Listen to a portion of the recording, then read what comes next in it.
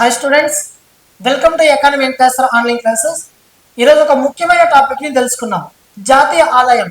భారతదేశంలో జాతీయ ఆదాయాన్ని గణించే పద్ధతి ఏమిటి? అసలు జాతీయ ఆదాయం అంటే ఏమిటి? భారతదేశంలో జాతీయ ఆదాయం గణించడం తీసుకోవాల్సిన జాగ్రత్తల గురించి తెలుసుకుందాం. ముందుగా జాతీయ ఆదాయం అంటే భారతదేశంలో ఒక సంవత్సర కాలంలో ఉత్పత్తి కాబడినటువంటి అంతిమ వస్తు సేవల నికర విలువే జాతీయ ఆదాయం. జాతీయ ఆదాయాన్ని గణించేటప్పుడు అంతిమ వస్తువు విలువను మాత్రమే తీసుకోవాలి, మధ్యంతర వస్తువు విలువను తీసుకోకూడదు. అంతిమ వస్తువులు లెక్కిస్తే చాలు, అందులోనే మధ్యంతర వస్తువు విలువ కూడా ఉంటుంది.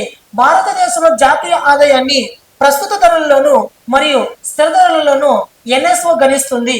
ప్రస్తుత సంవత్సరంలో ఉత్పత్తి అయినటువంటి ఉత్పత్తిని ప్రస్తుత సంవత్సరం ధరలతో గుణిస్తే ప్రస్తుత సంవత్సరం జాతీయ ఆదాయం వస్తుంది. అట్లా కాక ప్రస్తుత సంవత్సరంలో జరిగిన ఉత్పత్తిని ఆదరణ సంవత్సరం ధరలతో లేదా స్థిర ధరలతో గుణిస్తే స్థిర ధరలలో జాతీయ ఆదాయం వస్తుంది. అనగా జాతీయ ఆదాయాన్ని గణించేటప్పుడు గడిచిన సంవత్సరం ఉత్పత్తిని తీసుకోకూడదు, ప్రస్తుత సంవత్సరం ఉత్పత్తిని మాత్రమే తీసుకోవాలి.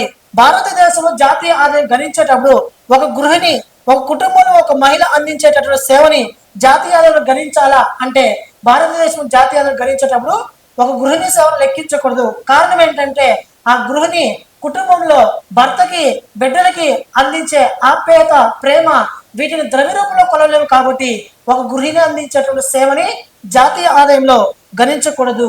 థ్యాంక్ యూ మిత్రమా. మన ఛానల్ నచ్చితే లైక్ చేయండి, షేర్ చేయండి. ఎకానమీ అండ్ క్లాస్ యాప్ని డౌన్లోడ్ చేసుకోండి.